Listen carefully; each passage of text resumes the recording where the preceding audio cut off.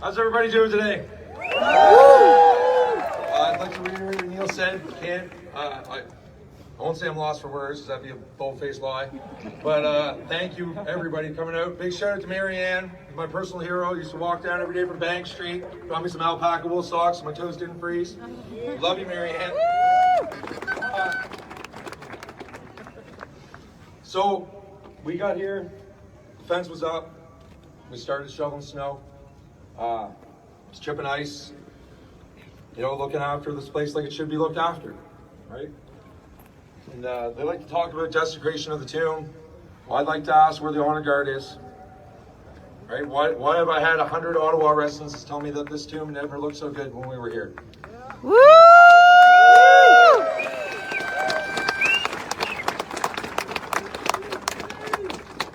So the conversations I had at this tomb in that span of the 2 or 3 weeks we were here was the greatest pleasure of my life. The men and women standing here, they came to talk to me and told me their stories. Thanks to every one of you.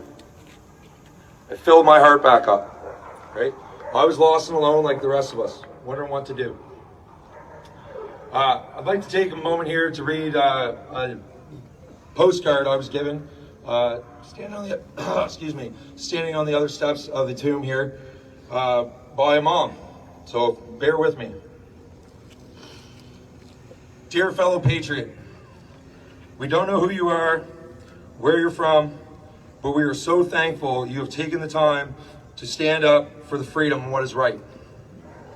It is quite emotional to see how you have been able to unify a country in such a few days.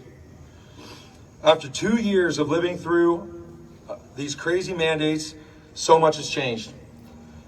Unfortunately, friends have cut ties, and some family have put distance between us, as there seems to be a belief that disagreeing in subjects means you can no longer get along. These past few days, because of your efforts, we have seen we are not on our own.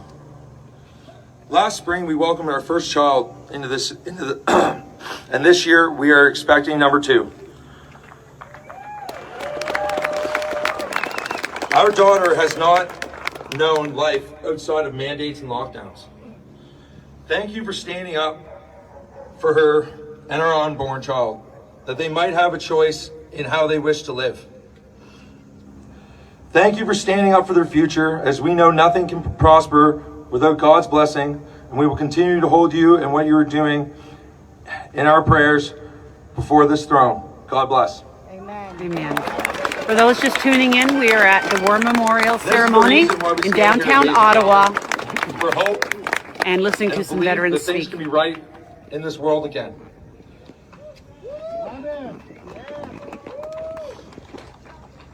Thank you again. In the absence of light, darkness prevails. Woo! Thank you! Thank you!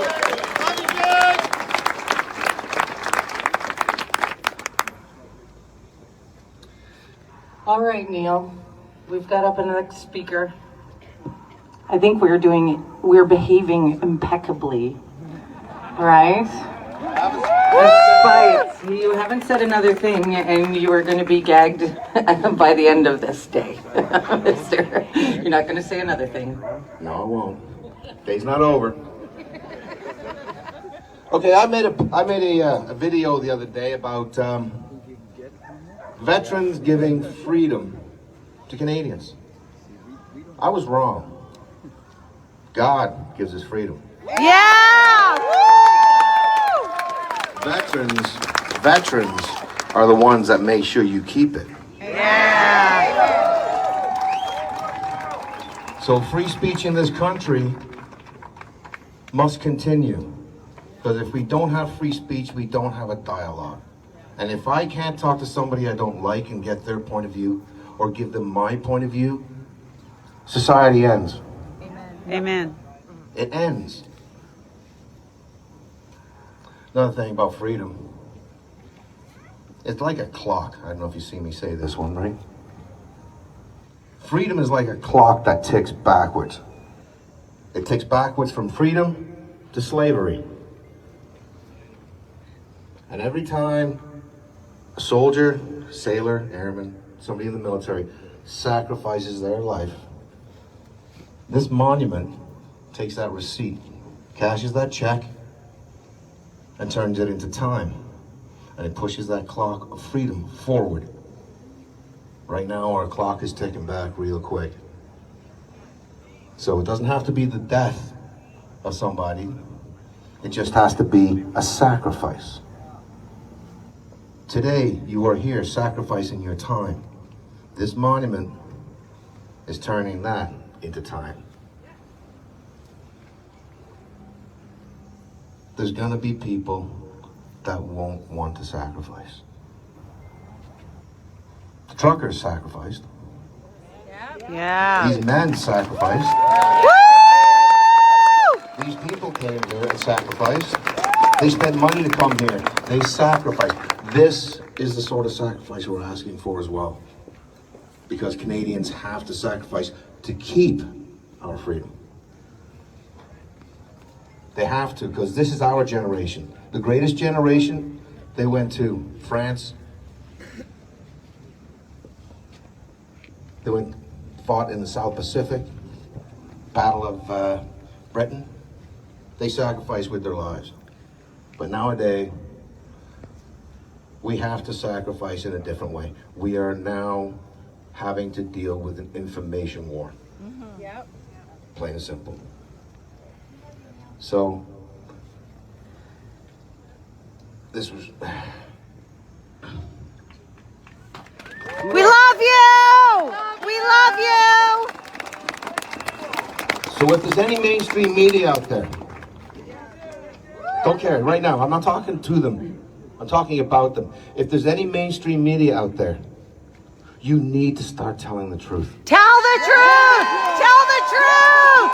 Yes, tell the truth! Tell the truth! Tell the truth! Tell the You get a lot truth! of money from the government. We all know that, right? And even you know it. But when you see a bouncy castle with a child running and playing on it, and you turn them into terrorists, it's wrong. When you see people hugging each other and loving each other and getting along, you've got to tell the truth. Yes. I've not talked to any one of you mainstream media here because I don't trust you. And people here don't want to talk to you because they don't trust you. You need to get the trust of the Canadian people. Yeah! Woo! Yes! Hey, Chris, you around? Chris. Sneaking up behind. All right, buddy. Just taping behind you here. You might know this gentleman.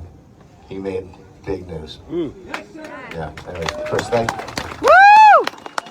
By the way, Chris will be laying the wreath. He will be taking back this monument for all Canadians and all veterans. And I know I don't speak for all veterans, but I'm speaking for the men that were here. It's all for Chris. Woo!